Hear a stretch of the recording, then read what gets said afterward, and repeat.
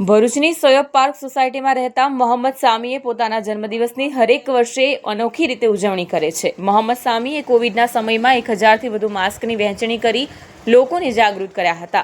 જ્યારે પોતાના 7મા જન્મદિવસની ઉજવણી આંગણવાડીના બાળકો સાથે કેક કાપી અને બાળકોને ગિફ્ટ આપી ઉજવણી કરી હતી.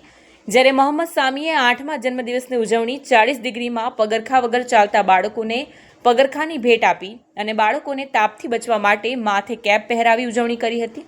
જ્યારે આજરોજ મોહમ્મદ સામીનો પોતાનો 9મો જન્મદિવસ હોવાથી તેણે પોતાના જન્મદિવસની ઉજવણી સિવિલ હોસ્પિટલની પાછળ આવેલી સેવા યજ્ઞ સમિતિમાં રહેતા લોકો સાથે કરી હતી અને ત્યાં રહેતા લોકોને આઈસ્ક્રીમ આપી ઉજવણી કરી હતી.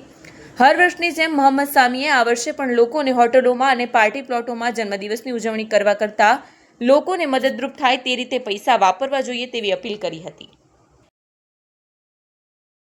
જો આપે રાજપાયડી લાઈવ ચેનલને સબસ્ક્રાઇબ ન કરી હોય તો સબસ્ક્રાઇબ કરો, લાઈક કરો, બેલ આઇકન દબાવો અને રોજ તમારી આસપાસ બનતી ઘટનાઓની માહિતી મેળવો. ધન્યવાદ.